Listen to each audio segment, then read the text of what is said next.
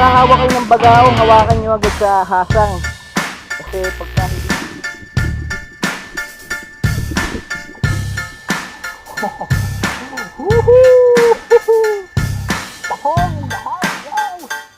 Ano, takten mo? Ha?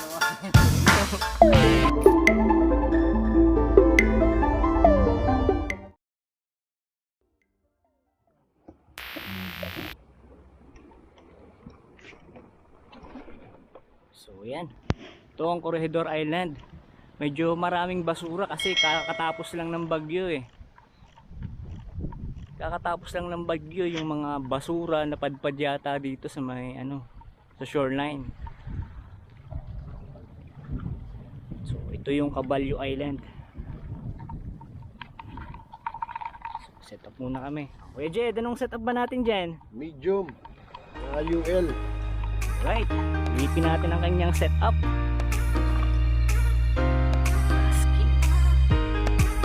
Level fishing gears. Perfect. Panoorin natin kung paano mag-FG-net si Kuya Jed. Triangle style din. Old school. Tapos sa paa para makuha yung tension.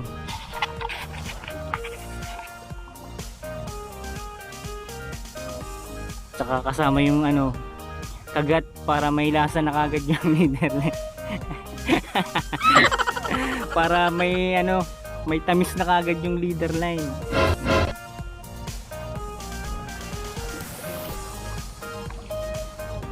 Ginat.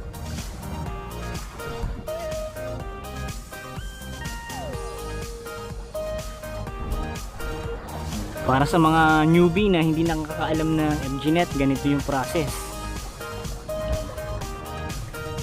Kasama talaga yung kagat para Tension. para may tension. Kasi pag walang tension yan, bangit yung yung pagkakalagay mo yan. Mahuna. Shout out Kuya Jed. Shoutout sa mga DNA kupal. Ayun. Si Sir Purds. Shout out. And nandito si Kuya Jed. Tata Birds. Baka namimiss mo na ako. Alright. Si Papa Paul. Kuya Paul. Alright. Yan, kachat ko kanina. Corregidor Island. Alright. Pero grabe ang basura oh. Putik na yan. Ang ganda, may nangunguha naman, may nagko-collect. Kaya na cycle. So, kaso nga lang, hindi ko nila kaya ng ubusin kasi sobrang dami talaga. So yun, start na. So guys, kadalasan sa mga napapansin ko, mga naglalagay ng rad, papaganto. So guys, nagagasgas yung ating mga reel pagka nilalapag na lang natin ang basta-basta. Nagagasgas yung rotor tsaka yung spool. Mas maganda pag naglalagay kayo ng mga reel nyo ganyan. Tukod natin yung handle para nakaangat yung body ng ating reel. Para alright. Yeah baby. So guys, it's time magkakas. Nakadali na pre?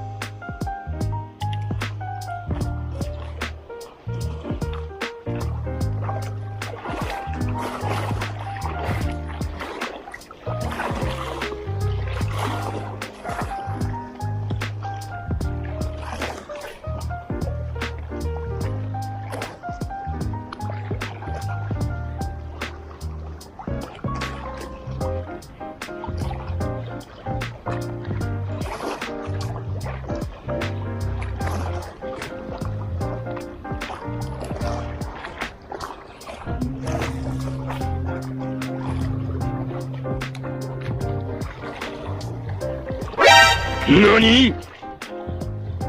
Putik fish on. Nakawala.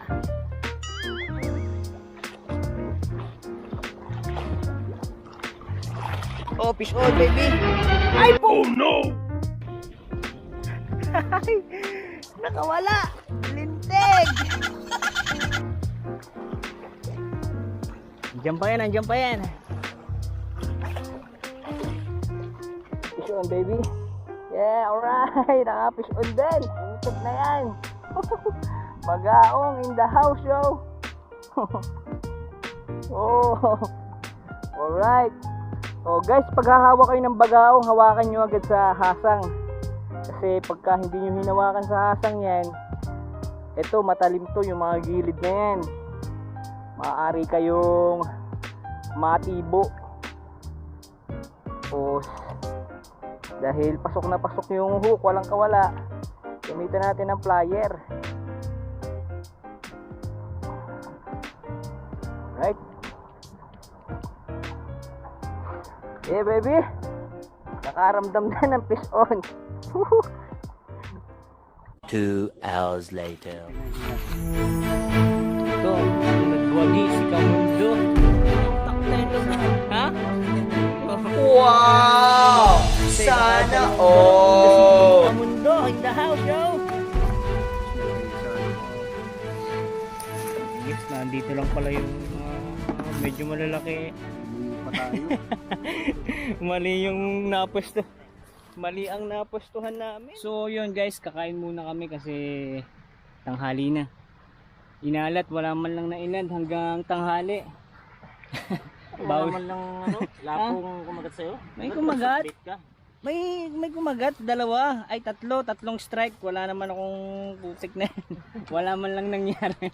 A few moments later. Kawawa naman yung pagong na to dahil sa basura guys. Wala naman silang kinalaman, pero sila nadamay dahil sa basura na kapabayaan ng tao. Ayan, nalambat, namatay, hindi na nakaalis kasama ng mga basura. Sana maging responsible tayo sa mga basura natin. Kasi nadadama yung mga inosenteng sea creatures. No good ah. Rest in peace sa'yo kaibigang kawikan. Napakaganda ng dagat. Kaso nga lang pumapangit dahil sa basura na tinatapon ng mga tao. Sana maging concern naman tayo kahit papaano sa ating kapaligiran, lalo na sa dagat kasi madaming umaasa dyan na mangingisda. Huwag naman sana natin basta-basta tapunan ng mga basura. Sa mga nag-illegal fishing naman, please lang po, sana maisip nyo na dito natin kinukuha yung, dito sa dagat nyo kinukuha yung inyong kabuhayan.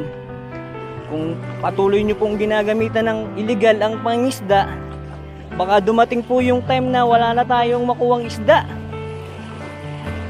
At kung ang mga anak nyo paglaki magiging mangisda din, sigurado wala na silang mahuhuling isda. Napakaganda ng bumisita dito sa Corregidor. Kasi may malalakaran ka ng shore. Lalo kung low tide. Try ko mag-fishing dito. Ayos na ayos. Sana dito swertehin ako.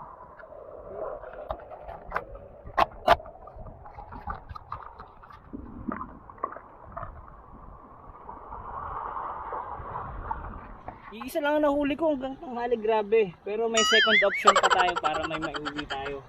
Para may pampalubag loob kay Mrs.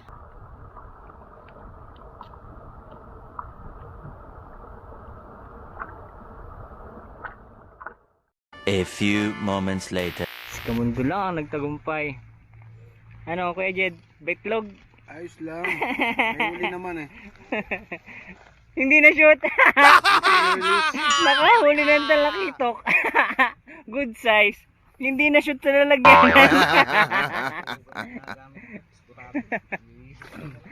Umalag nga. Ako ang nagtagumpay dahil napuno ko yung cooler ko. Yeah baby. Takot lang, malakas. Uwi na kami. Tayo na lang namin yung bangka.